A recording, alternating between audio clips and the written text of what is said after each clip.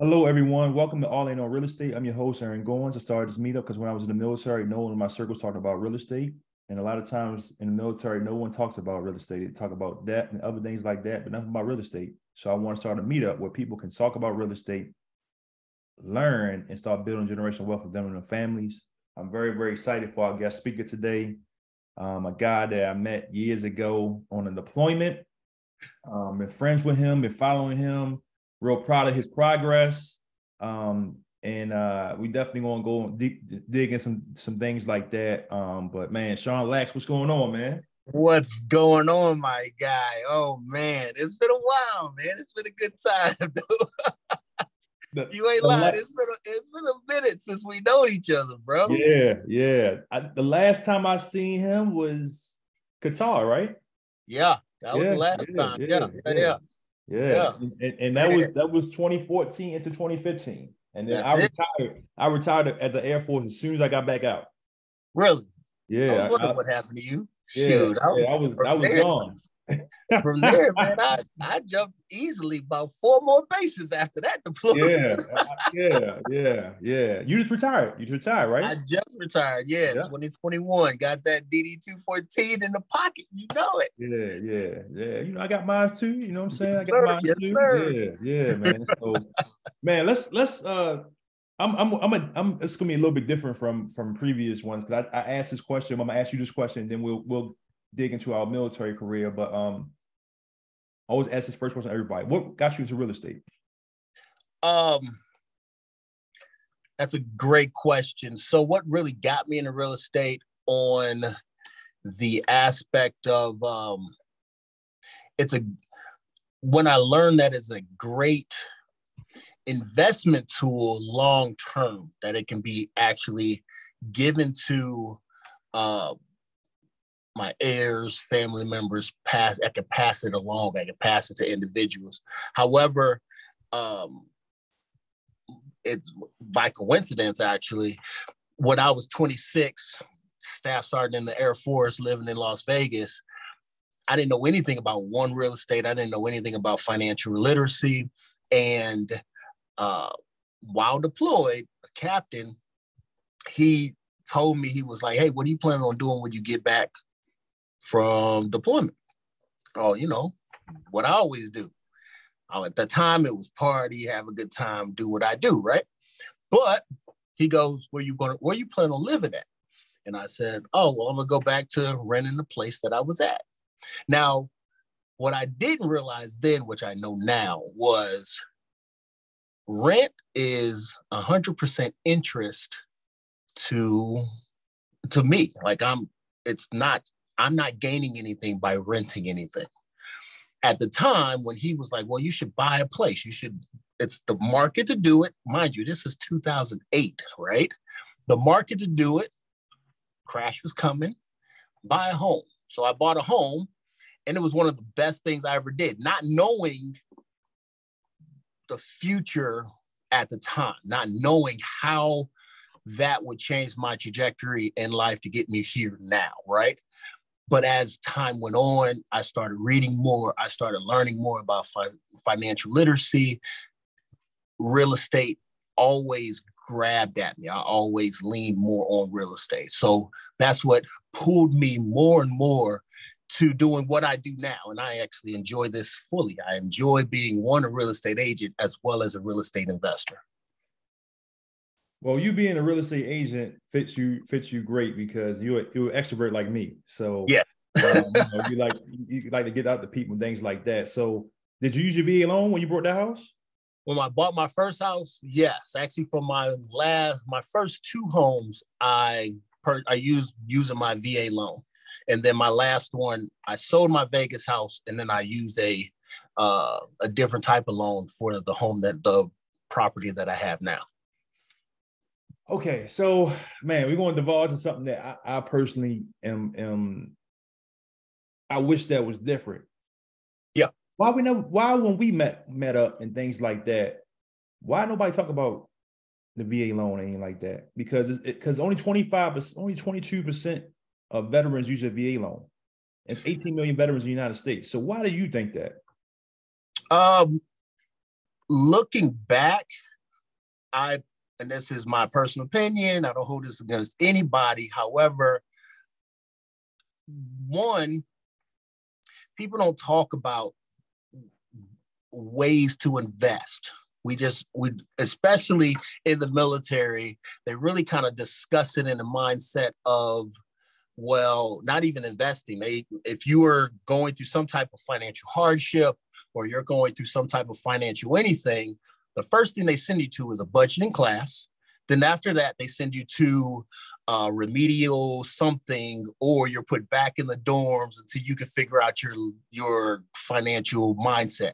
However, what they don't tell you is if you can start budgeting the right way, or if you can put money away correctly, then you can be set, which the military doesn't want you to be. They don't want you to be set. They want you to be almost like shackled to the military. You need us to do your job.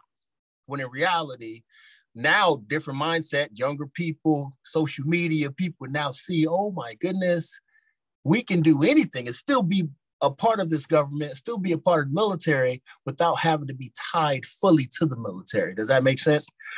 So when it comes to the VA side of things, a lot of people don't talk about it because in their mindset, well, we don't have the people, one, that is knowledgeable about it, as well as the information isn't readily available for them. If they're not like me, when I was 26, I didn't know anything about the VA. It was really somebody grabbing me by the hand, one of my mentors, grabbing me by the arm and saying, this is the steps that you need to do. Do this, this, this, and that. The beautiful thing about that mentor of mine, Captain Jackson, that was his name, he stated that he went and got a degree in accounting. So he already understood the money side of things. He knew by me purchasing a home, at the end of the day, it will help you in the long run. He's seen it. He saw something that I didn't see. And a lot of our, I guess we'll say, senior leadership, they don't see that. They don't at least tap into that, if that makes sense. Yeah. I mean, you know, so just let you guys know, me and him was the same rank when we met each other a couple of times, but especially when we was in Qatar. And I think that one thing, man, you talking about mindset. I wish that we had this mindset back then because, man, I mean, we would have, because a lot of times when you're in deployments, we're encouraging each other. We're talking about our airmen, our troops. We're talking about, you know, life stuff. We're trying to, you know, we're supporting each other. But I wish that we had that mindset to talk about our finances, our future, things like that. All we talk about is the military. Or, man, I'm getting out. Oh, okay, cool, man. Yeah. But we didn't talk about being an entrepreneur or having our own business or things like that, man. And I would really wish that we had talked about that. Because I'll tell you like this, and I don't know your experience. Please answer the question when you can. But to me, everybody was NCOs talking about education. Just educate yourself. Get a degree. Get a degree. It wasn't like these are just like get a degree and do what? It was like almost always talking about promotion. Is that true for you? So yes, right. It wasn't literally until like my last year of being in the military where I went to the Airman Family Readiness Center at Scott Air Force Base, and they had a whole entire program regarding entrepreneurship, regarding financial literacy, regarding using your VA, all these programs that are set up for us. But I've been at that base for 3 years. I didn't even hear about them. I didn't know about them. No one knew about them unless you took the time out to find them. Main thing that people talked about, just like you said, was go get your degree. Go to school. It's free, right? Go get your degree. Okay, so what am I doing with that degree? That doesn't one say you're going to get a job. It just says, hey, I got a degree. I got a piece of paper. However, there's plenty of airmen, there's plenty of NCOs, there's plenty of people out there right now, veterans struggling with degrees, but they don't know crap about budgeting, don't know crap about real estate, don't know crap about things that they can do to benefit them long term. I definitely agree with you on that one. And I think this is the mindset I see a lot of people is when it's time for you to get out, you're worried about getting out. There's programs out there, but I got tunnel vision. I'm ready to get out, man. It's been a long journey. I'm ready to get out. I'm just going to get out. And then when you get out, it's like, right. What do I do next? What am I doing? And, now you hear people say, NCOs say, hey, look at yourself. What are you going to do when you get out? Think about that. But a lot of times you got tunnel vision. Now, for me, I was lucky. I got a job 2 months after I retired. I got out of the military. I landed on my feet. But for a lot of people, they struggle. They struggle that first year or two because they don't know how to write a resume. They don't know, they don't know about entrepreneurship. Now, I heard, there is some maybe trucking, like people who do transportation, they can do a trucking business or something like that. But for the most part, it's more so of, I got that tunnel vision, man. I'm ready to get out, man. I'm happy to be in the military. I got my retirement. Is that for you? So no, right? So like I said, so Scott had an amazing transition program. So mine was a little bit different, as in a sense of I understood there is things for me. However, what the big issue is, especially the tunnel vision started, but it's really a matter of when it starts. No one gives you that, hey, if you're planning on getting out, you're not going to re-enlist. You need to start that 4 years before you actually get out. By the 2 years, you need to have an idea of what's happening and the steps in which you're going to get. By the last year, everything should be flowing and you should be just moving. But they don't talk about that. You're working almost to like 6 months before you're ready to get out, right? That's the crazy part about at least transitioning out of the military, is they're not thinking about that side of the house. Is, well, you are still in, you still need to work. When in reality, okay, we need to start waning you off of things, getting you prepared to for the civilian world. They have certain programs in place that are great, absolutely wonderful. However, if you're not talking about it early on in your transition, then it's going to be way too late when it's time for you actually to make that move. Because I was the same way. I was like, yeah, I'm ready to go. I'm done. I ain't working. But by the time it was ready for me to make that jump, oh, well, you're a year out. You should have been doing this 2 years ago or a year ago or this. All right, well. So yeah, no, I'm with you.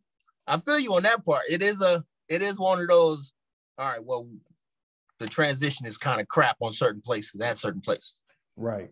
So we're gonna go to real estate in a minute, but let me ask you this too. A lot of military people, when they get out, become veterans. Maybe veterans already, but when they get out, they have a hard time because in the military, it's all about team. You're part of a team. Now, when you get out, you're an individual. Yes. And it can be very, very hard for a lot of personnel to go from I'm part of my team. That's my band of brothers and sisters. Yeah. Now instead of I'm Sergeant Davis, now I'm Tom Davis. So, right. Can you explain, can you talk about that? And maybe not from your experience, but somebody you might know who might have a hard time getting out. So myself, I actually had a hard time getting out, right? So when I got out last year, when I was like, oh, what I'm gonna do is first 6 months to a year, I ain't doing crap. I ain't working, I ain't doing nothing, right? Yeah, that lasted a solid about 5 months. I ain't gonna lie, that lasted about 5 months, right? I'm twiddling my dumb thumb, sleeping in late, which was good. It worked all the way up until about that 5 month port, and I'm snapping at people because I ain't got nothing. I wasn't motivated. I didn't have a team behind me. I didn't have people in my corner that I could just be like, hey, how was your day? What you do this weekend? Hey, did you go see this movie? Did you? Like, I didn't have that. I was literally like by myself in my own world and wondering what was next. What am I going to do today? So you almost get lost in your own nothingness. And then I picked up a job, but it's weird being a civilian with this military mindset of camaraderie and hanging out and teamwork. And then you get into a job where you're told to do something. And this is before real estate. I haven't even gotten to real estate yet, right? Mm-hmm. You're told to do something and it's like, okay, well, boom, boom, boom, done. What's next? Oh, well, we didn't expect you to finish it so quickly. We don't have anything for you to do. So you're, again, twiddling your thumbs, wondering what to do. No one's really talking to you. You getting off of work, you going home by yourself, or you ain't meeting up with anybody. You ain't really making them, like, you don't really have those friends like when you're in the military. You know what I mean? It's very different on how you communicate with people. It's very different on how you interact and make people. It's easy when you all have been with each other for 8 hours and you're gonna see you tomorrow and you're gonna, hey, what you doing this weekend? Let's go hit the bar real quick, or let's go do whatever, right? And then all of a sudden, now out of the military, you don't have that uniform anymore. Even civilians don't know that you were prior military unless you make it a known thing. Like, it's different. It's very different. It's a very different view coming out of the military and becoming a civilian, and then trying to find that camaraderie, that mission, all those things that you're so embedded and used to for the past how many years you're in, to find that people in the civilian side is very different mentality from people that are in the military. Very different. Yeah, absolutely. Absolutely. Speaking of that, I think you really kind of answered the question already, but I was thinking, like, man, you was in Korea, right? Yeah. Three times, three runs. We was in Korea together. So yeah. Can you explain what's the difference between being overseas and like somewhere like Korea and being stateside? Because I think you would better talk about it than me. Huge difference. So what I learned, because I've been 9 bases solid, some overseas, some here. What I learned is overseas bases, they're more family oriented. They're more, I would get to know you as well as your family from afar, because of the fact that we don't have our family with us. Right. We're not with the people that you want to be with stateside. So at this point, you're now my family. So, hey, I'm about to go downtown. You want to go? Yeah. Let me go and throw some clothes on real quick. Hey, I'm about to barbecue outside. You want to get a plate? Oh man, for real? Let me go call some people. They'll bring cool. Like, it was a game night every night. It was, we're going to the bar. We're watching movies up at the day room.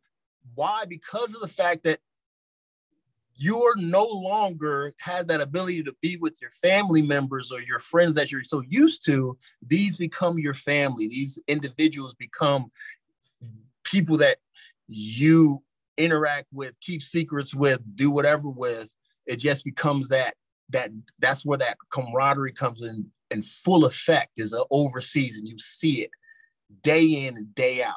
And people that leave overseas and come back home, they're like, this ain't the life. It's different. It's so different. Send me back. I'm ready to go back overseas. Hey, that life can be fun, and that life can be a little challenging at times too. It can be dangerous. Got some faults to it too. It's got its faults too, man. Hey, there's been plenty of people that learn the hard way. Yeah. Hey, you better have your finances straight. Yeah. And you better have some good battle buddies, especially when you're making that walk of shame for some people, you know? Oh, absolutely. Ain't that the truth, man? Yeah. I don't know how Korea is now. I just know when we was there, man, it was I heard it's different now. I heard it's way different. I see people post like, man, it's way different than what it was beforehand. Right. Yeah. There's Drew on there. You see him right there. In his glow right there with his Washington DC background, trying to look cool. All right. So I know we're gonna talk a little bit about real estate. How did you get started in real estate? With I'm talking about as far as now, your career now as far as an agent.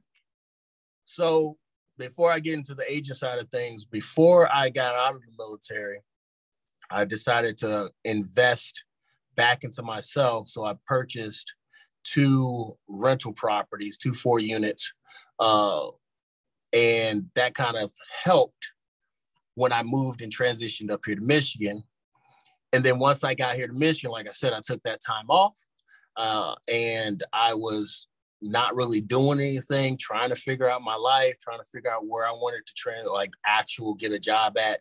But my whole mindset, even when I was in, was I don't really truly want to work for anyone. I don't want a full-on 9 to 5. I don't want to be stuck having to be at a desk like I was in the military. So I did odd end jobs. And then finally I met some people that were agents. What up, Drew? I see you. I met some agents and they were telling me how everything, they make their own hours, they do what they want to do, they can go and come as they please. And I was like, well, that's what I'm looking for, as well as I'm passionate about real estate. So becoming an agent here, at least in Michigan, most places around the country, you have to get certified, you go through, you get class, you take your test, you become an agent, and then you get under a brokerage. The brokerage I'm with, they're all about teamwork. They're all about camaraderie. They're all about spiritual growth. The mentor I'm working with, one of my mentors, I have about 3 here. He's a great mentor. He's made over $22 million in a single year. Amazing real estate agent. And I'm happy to have him as my mentor to be able to teach me the things that I'm learning. So from that point on, I've been happy since. It's got its ups and downs because that's just the way the market is. But the overall, man, real estate has always kind of been there ever since I purchased my first one back when I was 26. Right. Mm-hmm. So I guess your eyes perked up when you said 22 million 1 year, huh? Yeah, man. Oh, I can do that. Like volume wise, he himself. Yeah, I know what you're talking about. But yeah, no, volume. I was like, ooh, is that possible? Like, teach me. Yeah, and you know, it's funny too. I had the same option when I got out. I met a real estate agent, and I was thinking about taking a class with him and starting going to real estate, being a real estate agent. But then the job came like that. Like I interviewed for 2 jobs. Right. And I put applications all over the country, and I had 2 job offers. Well, 2 job interviews, one for Amazon, one for my current company. Right. And I got my current company. So, but other than that, I was even thinking about being a real estate agent or insurance agent. So, you know what I'm saying? Extrovert. So I was going to, get out there and do something. So, right. Absolutely. But it's a good ride so far. So what has your experience been so far as an agent? I seen some of your accomplishments on Facebook. I've seen what you did. And also before we end, I want you to talk about what you sent me. So, promote it. Remember you sent me about your person? You sent me a message on Facebook Messenger. So we'll talk about that. I want you to promote it on here so you can feel like so how was your experience so far as an agent? So as an agent, I've only been an agent since January, right? And with the market, I'll talk about the market a little bit. So the way the market is right now, the market is down. With inflation going up and rising, as you all know, it's at a solid 7.75% and rising. That increases interest rates. Right now, interest rates are sitting about 7%. So a lot of individuals are either backing away from selling or backing away from buying because either they're afraid of the interest rate or they're afraid they're not going to get the big bang that they would have got if they would have sold back in April, May, July. However, here, the company I'm with, we're killing it. We are booming right now. I think we're at 33% above the market when it comes to sales right now. We are number 1 in Zillow. We are across the nation. It's just right now, I know I picked a great brokerage to be under, Wentworth Real Estate Group. If you all have ever heard of it, if you are looking to buy in Michigan, by all means, reach out, let me know. However, for the year I've been in real estate, knocking it out of the park. I've known agents who either don't make it the first 6 months they're in, because this is a tough, grueling type of job. If you're not a people person and if you're not truly committed to the service that you're willing to provide. Because of the 21 years I did in the military, I absolutely understand serving others. And that's what real estate agents have to do.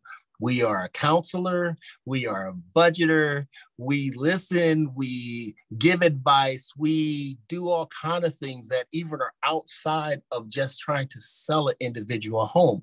Myself, I don't even say that. I don't even say I try to sell you a home. I'm here to find you a home. I'm a partner in helping you make a decision on the home you want to buy. I don't need to sell you the house. You're called about it. You want to look at it? That means you are already interested to begin with. I just need to help you make the decision. A lot of agents, they don't make it that far. And I'm proud to be an agent. I'm happy to be an agent. I'm happy to serve the community that we are a part of here. It's an amazing ride, and I'm looking forward to more ride. I'm looking forward to seeing it just go up from here. Okay. Let me ask you a couple of questions I always ask my guests. Go for it. Where do you want to see yourself in 5 years? 5 years, I want to be on somebody's island somewhere, sipping tequila, or I want to have about a solid 30 properties under my belt. I haven't refined my dream yet, but I want a boat somewhere in somebody's ocean that I could just chill, relax, not care. Actually, matter of fact, let me show you this right here. I don't know if you'll be able to see it, but I got my vision board. I got my vision board right here. Love it. I love it. I got my boat. I want a ranch. I want my Tesla. I want to be able to say I got net worth of about, that says $1 million net worth. I want my own brokerage. I got my plan. I know what I want. Love it. Can I make a correction? Go ahead. I want you to stop calling it a vision board, and I want you to start calling it a manifestation board starting today. I like that. Somebody taught me that. I forgot who, but every time I've done that, a vision is a vision, right? You can have visions. We can all see mirages and all that, right? Yes, but a manifestation, you're committed to it. Existing. Yeah. Speaking to exist. I like that. I'm gonna start doing that. My manifestation board. I like that. I appreciate that. Where do you want to see yourself in a year? In a year? Yes, I want to hit 10 mil. I want to hit 10 mil. Right now I'm at 1.5. I want to see myself at 10 mil. I want to take as much knowledge as I can. I want to hit 10 million in volume. Okay. That's what I see myself in a year. Okay. I love it. Let me add to that. I also want to have at least 2 more properties under my belt too. You still have those 2 properties when you was getting out, right? Okay. I do. So are you do you have a trust on them or something like that? I have an LLC on them. I actually just recently spoke with a estate planner to build my trust. So I am. Love it. Mm-hmm. Love it, man. That's good on you right there. It's good on you. Yeah. Look, I've been learning, man. I've been learning myself. Like I said, it's a long time coming, but I have actually taken the time to learn it. I'm going to create also a investment club, about 10 or more friends of mine or family members that are willing to put money together to also invest as well. Okay. Yeah, we definitely talk about that. Definitely talk about that. Yeah. Okay. So this is a 2-4 question since we was in the military together. So number 1 is, what would you tell a young airman just coming to the military who watches you and say, man, hey, he on to something right now? What would you say to them? So individuals coming into the military. Mm-hmm. So before I got out, I made sure to tell all my new airmen coming in, these are 3 things you must do. Get your credit right, 1.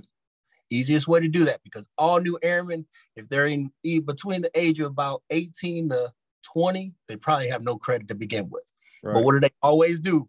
What do they always do? Go buy a car. Go buy that car. Hey, everybody knows what I always say. I buy a Dodge Charger or a pickup truck. Every time you see employment, you always see Dodge Charger or pickup truck. So all my airmen, I made sure to tell, look, don't go out there buying a crazy car that you can't afford, you can't pay for. Don't do it. I said, let me tell you how to get your credit right. Off the bat, go get you a secure credit card. Go to your bank, get you a secure credit card, put about $500 on it. All you do, because I know you're going to go to the BX, you're going to buy movies, you're going to buy whatever. Use that, pay it off. Use that, pay it off. Get your credit right first. Take your money. One, I tell them, read the book, Rich Dad, Poor Dad. Robert Kiyosaki was the first book that got me on my financial literacy move. There's more books out there, but that was my first. However, I tell them 40% of your check, put it away.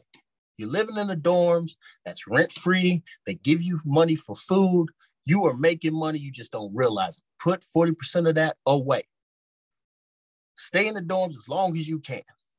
Sit in there. Let it be. It's okay. Don't worry about what everybody else is saying. Oh, look at you. Don't worry about that. Stay until they kick you out the dorms. And don't go waste your money on those stupid cars. Get your credit right. Get your money right. When you get out of the dorms, or they force you out of the dorms, then you buy a house. Buy you a nice house that's decent, or if you can find a duplex, buy a duplex if you can. But if not, you got to buy a single family home. Get you a single family home and rent out every single room in that B. Get you some of your friends and say, hey, this is how much rent is. Rent out every room you can. And then from that point on, they're paying your mortgage. You're still banking money, and you just keep doing that. Just keep on doing that. New airmen, that's what I tell them off the top. I can tell you maybe 2 solid that's actually listened to me and done it. 2. Everybody else, they don't listen. Okay. So they don't, I've also learned when people aren't ready to hear, they're not going to. They're not ready for the information. They're going to do what they want to do. We all have done it. I know myself, I've done it. I wasn't ready for the information that was given to me when I was younger.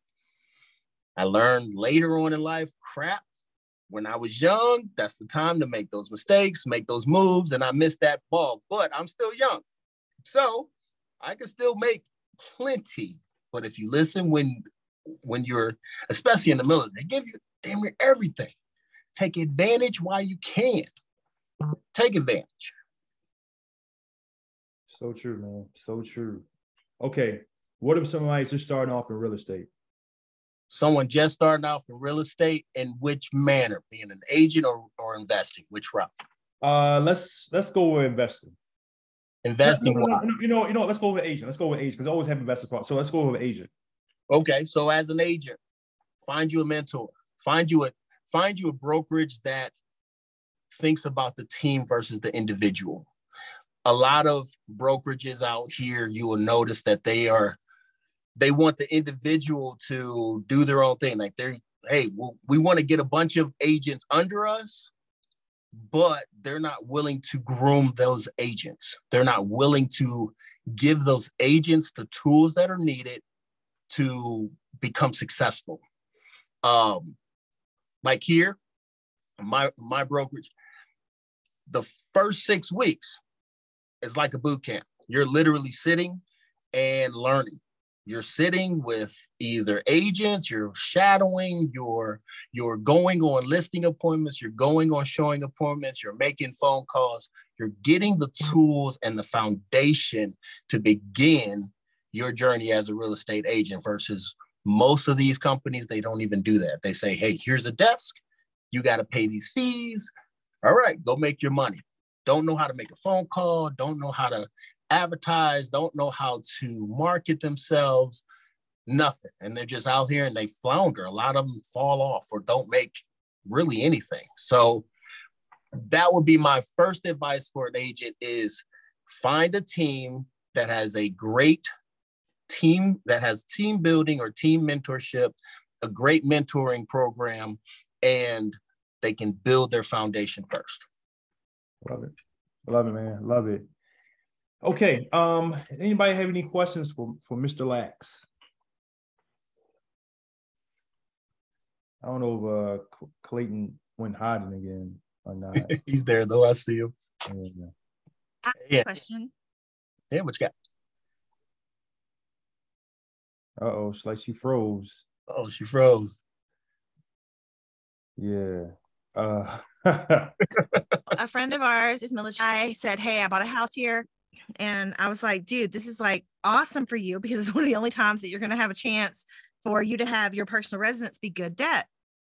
Yeah. And we talked to him about like, don't sell your house when you PCS, refinance it, keep it, get a property manager. Like we're talking to him about all this stuff. Well, he let another guy talk him out of it.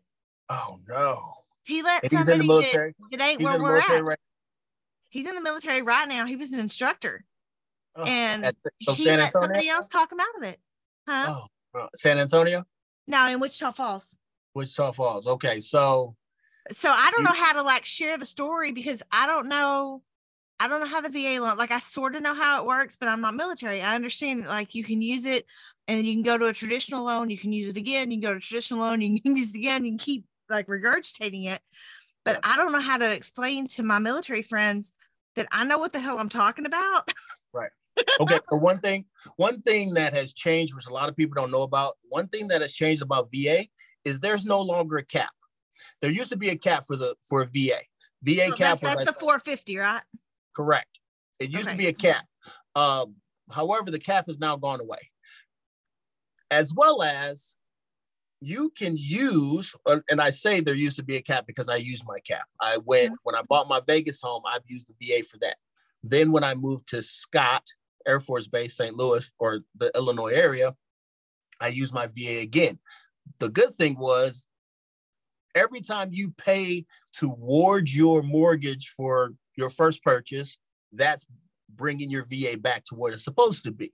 So when I used my VA again, I then was able to use it because of the fact that I had money sparing into it.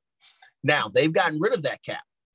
Because they've gotten rid of that cap, if that individual kept that home and then went somewhere else, hey, you can purchase again because now you have to live somewhere. You can use your VA again because you're in a new location and do exactly like that, like you just said.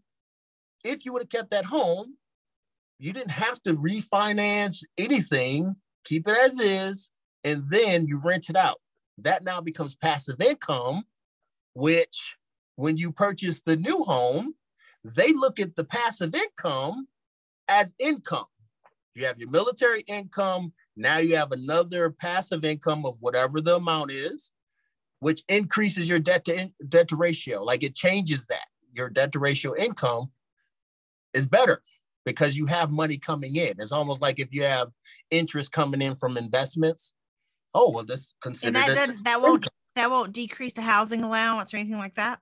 No, it does not, because housing allowance is all based on the location of where it's at. It's not based on how many homes you have or where you're moving to. It's all based on that location and how that quality of living is in that area.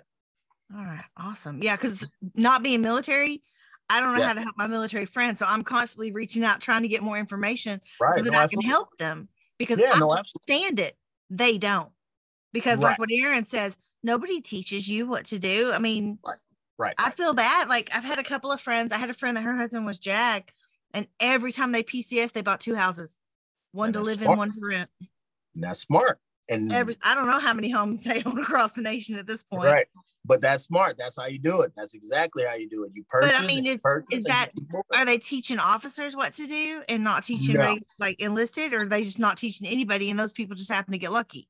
No. So a lot of times, and this is the only reason why I say this, is a lot of times officers, they've already went to college. So they've gone through school, they know people. So they are already in that mindset of, well, I need to get things going, or they've already planned ahead, or they have other majors, colonels, generals in their leadership that are thinking about that future because the paycheck is there for them, right? They have that different type of conversation versus a lot of the enlisted who are working, and they're not having those conversations about, all right, well, this is what you need to do. This is how you need to plan. This is how you need to move money-wise. They're not thinking like that. Officers are thinking like that because off the bat, their first paycheck is money. Like, it's hot cash. So they're like, oh yeah, well, you need to put that somewhere. Okay, where do I put it? And then a lot of officers, really, they sell their house because most officers are at a base for 2 years. They sell their house to the next officer coming in. Mm-hmm. We have a NATO house on our street because we're the biggest NATO base in the U.S. Right. And people move out from NATO. The next person moves in, that's another NATO person. Right. They just pass it along to the next person. So either it's sold to them, or the individual that owns it literally finds an officer, puts him in there, and then says, all right, well, tell your people about this place. Just keep on rotating them. It's 2 years. They don't care. Okay, so I got another question then. So I have a friend that her husband was enlisted, and they PCS but kept their house here, knowing that they were going to eventually return here. They had a horrible experience. And now they've experience with a renter. They had a horrible experience with a renter. So now they refuse to buy another house to rent.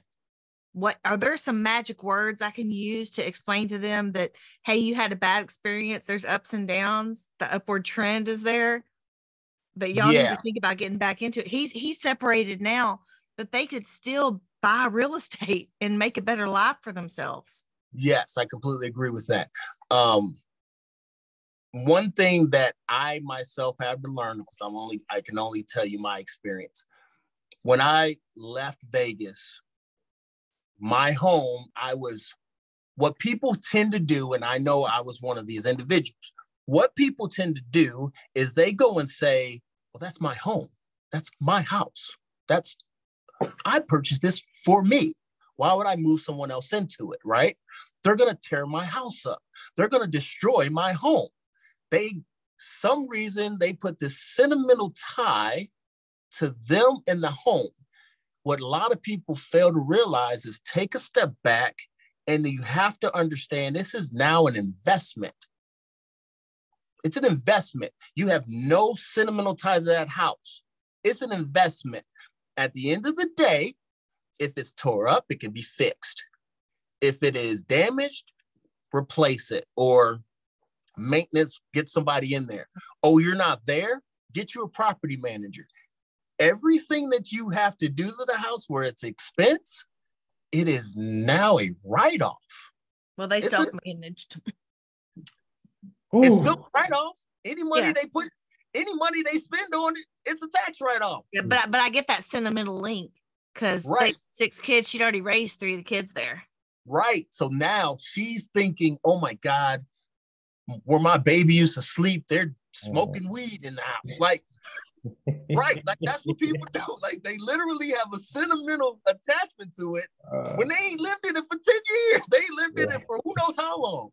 It's what people have to understand, or what you have to figure out how to explain, is this is no longer this is not your forever home. Your forever home, you take that sentimental tie and you put it to that. This is an investment. Yeah. And they came back and moved back into it. So had they came back and moved into a different home, which they had at least 2 more kids after he came back, because he did his 1 year solo.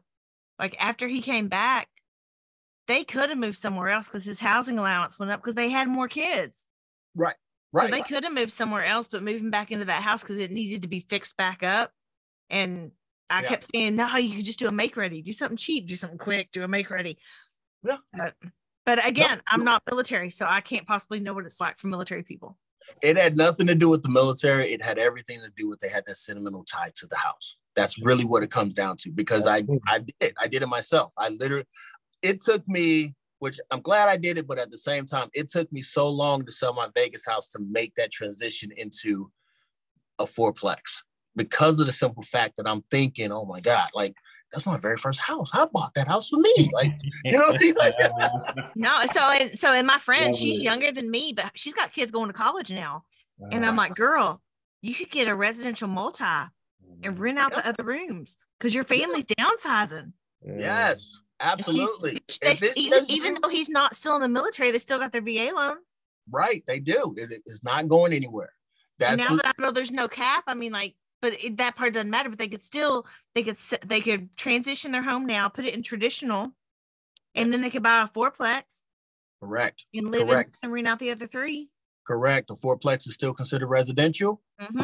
Rent out the other three, and then after you got everything up and moving, either reduce down to a duplex or reduce down to a single family. Use the 4-3-2-1 rule. Boom. You can then use your FHA loan for that. Refinance, redo it again. Just keep that ball rolling. I'll have to learn about that one because I don't understand that one. Well, listen to Maurice Philogene. Like Maurice Philogene's, he talks about that too. Yeah, because Maurice Philogene, when he was a younger airman, he used to buy condos, and he would buy a condo, FLA, get another condo, and he just rinse and repeat. So now he has residual income so much that, I mean, he can retire off it, and he still did 20 years in the military. Yep. And then you see what he's doing with multifamily. So yeah, listen to Maurice Philogene if you want to see a prime example of somebody who does it and did it for 20 years and did it the right way. Yep. Because I want to help my military friends, but like I feel like I don't have the knowledge, and when they start asking me questions, I can't answer them, so then they blow me off. Well, direct it to us. Let me know. Hit him up. Plenty of people that can at least answer the question. What I normally do, especially when it's a question that I cannot answer, I say, hey, look, give me a moment. Let me get back to you. At this moment, I don't know how to answer this question, but I'll get that information for you and I'll get back to you. Just hold on for me, all right? Normally, I'm like, okay, no problem. And then you just ask around, hey, how do I answer this? I don't know. I think I've gotten burned. I've gotten burned so many times now that I'm gun shy. Is that because the individuals that you've asked, either they didn't know the answer or were they about themselves? I think it's more that I've offered advice to my friends and they're like, well, you're not military. You don't know what it's like. And I'm like, but I have lots of military friends. I'm telling you, this is what you can do. And then I get discredited. So the individuals that, which happens a lot, right? That's like when you're dating somebody and your significant other says, oh, you should do this. And then somebody else, oh, you should do this. Well, I just told you that. It's like, what? You don't believe what I just said? I literally just told you the same information that he just said. Oh, but it's different though. No, it isn't. It's no different. That just means that the individual you were talking to wasn't ready to hear the information. Again, it goes back to what I was saying earlier. Some people aren't ready to hear the things that need to be said, and they'll get burned themselves. They'll realize later on, oh man, it's always that, oh man, I should have listened when I had the chance. All the time. It happens every single time. Well, thank you. You're so welcome. You're welcome. I've got a coaching call I have to hop on, but this was awesome. And thank you for sharing your knowledge and information with everyone here. It was awesome. Absolutely. I appreciate you joining us. Before you go though. Oh, hey, Angel, you got lucky. You know I'm ready to say you got lucky. Who got lucky? Me? Oh, because I don't have my damn halo on. Yeah. Oh. She ain't wearing a halo today. I do, you know what I'm saying? You see that, right? She ain't wearing a halo. But please, go ahead, Lax. I know thank you very much. I know you got to go. Thank you very much. Go ahead, Lax. Yeah, so before you go though, Angel, let me go ahead and drop this quick little spiel that Aaron was talking about. So here in Michigan, we are sponsoring a young man by the name of Dominique. He's 16 years old and he has a rare case of cancer. Because this is November, we are doing what's called No Shave November. Every dollar that we are able to contribute, half of that is going to his family, as well as we're giving the other half to We Can't Survive, which is a cancer program to find a cure for cancer. It's a foundation to find a cure for cancer. So the young man, he's positive, he's great.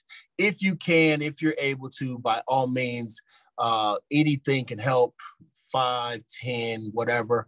The website is noshavejwg.com. By all means, go on there, check it out, donate if you can. That'll be awesome. I appreciate you guys. Awesome. Thank you so much. You're so welcome. Now that you got the halo, you got to go ahead and donate.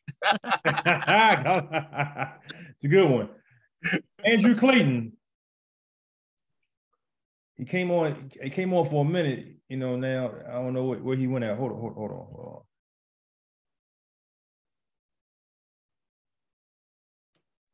I'm here. All right.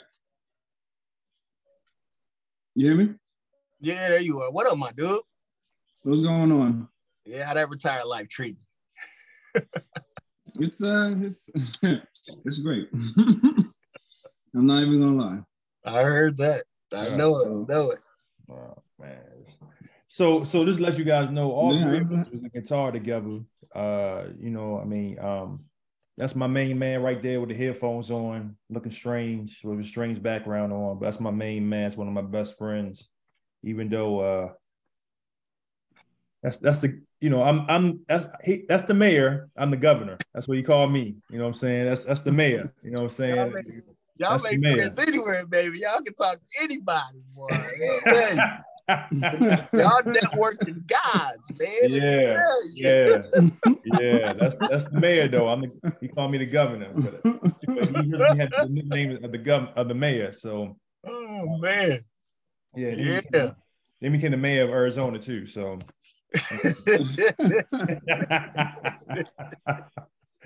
But oh man, hey, let's talk at the party real quick, man. Let me just say this, everybody. Thank you so much for coming. We're gonna take a brief hiatus from the meetup. We're gonna come back after Thanksgiving in the month of December. I'll get some more guests, so more to follow. But man, Sean, man, thank you so much, man, for coming on here.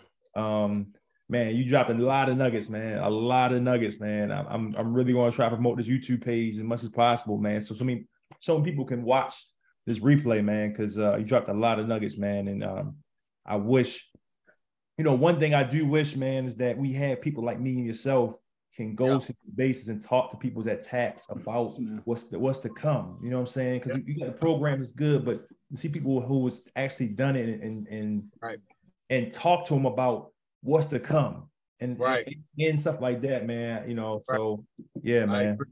I agree. I appreciate you having me on, brother. You're doing big things. I see you out there too, man. I love you, man. I love you, bro. Love you too, man. So we'll see you guys not next week, but in the next couple of weeks. Take care. God bless you.